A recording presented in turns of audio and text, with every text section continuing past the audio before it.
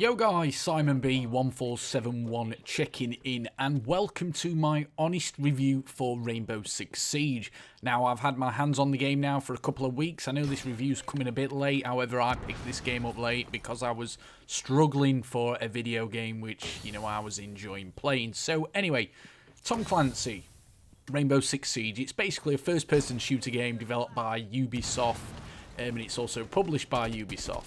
Now, this game is completely different to what I normally upload on my channel. Rainbow Six Siege puts a massive emphasis on environmental destruction, cooperation between players. However, you don't necessarily have to cooperate to be, you know, successful and do well on this game. You can play solo just like how I've been for the 200, 300 games I've played, and it's still as enjoyable as ever.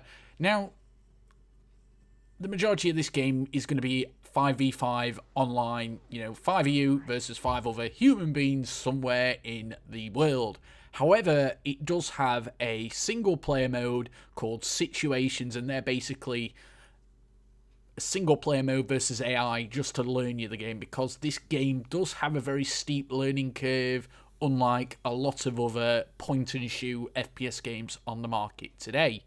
So like I said, the online mode is a 5v5 team deathmatch. I'm only calling it team deathmatch because they do have a variety of objectives which need to be completed. However, most games are just won by killing everyone on the opposing team. Now, the game focuses purely on tactics. You cannot just simply run around like a madman. You actually have to measure your approach and use skill along with stealth and a cunning plan, really, to gain the upper hand on your enemies. So instead of going, you know, balls deep straight in through a window, you might want to, you know, go an alternative, you know, entry into the room. There's operators and their skills and abilities allow you to do this in some cases. But the graphics in this game are nothing special. You know, I'm going to be honest, you know, for next gen, these graphics are probably, you know, just about what you'd expect. They're nothing special. It's not like Battlefield 4, Battlefield 5. But the audio in this game is what makes it amazing. You know, you can hear a pin drop. You can hear footsteps, even if somebody's crouching really slowly, guys. You can hear them. You can hear where they're coming from, and that plays into the tactics of this game. If you run around, like I've said, like a madman, you are not going to do well in this game. Obviously, there's going to be certain circumstances where you have to run around. However, the majority of the time, if you are defending, you should be, you know, prone or, you know, not moving in one particular spot. Then if you're attacking, you should be crouching. You should be trying to, you know, surprise the enemy team, you know, get that one kill.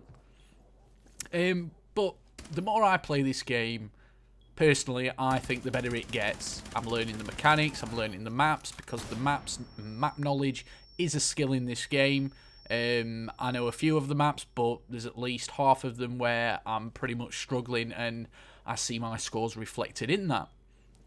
So, like I said, the more I play this game, the better it gets. And when I first picked this game up as a new player, I did find it a bit daunting.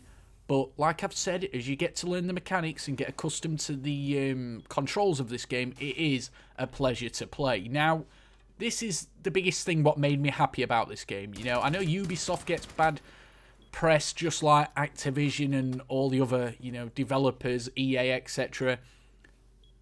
But this game, unlike most games, you know, in the market today, it has, yes, free, yes, you're hearing me right, guys, it has completely free DLC. So I believe in the next month we're getting one new map, which there's plenty of maps in the game anyway, and you're getting 2 new specialist operators. They're supposed to be part of the Canadian Special Forces unit, and they are completely free, guys. Now, the only benefit of having the Season Pass on here, which I think is about £20, is that you get 7 days early access to all the DLC, and I think that's great. I do think it's great. It's a nice, refreshing change that a video game is going a slightly different direction. Now, this game does have microtransactions, kind of boost your rank up quicker, and weapon skins, but it's nothing, you know, game-breaking. It's just for aesthetics and just for people who want to rank up quicker. Me, personally, I think Ubisoft's done an amazing job with this game, and it is currently my favourite game on the PS4. However, it does have a few problems.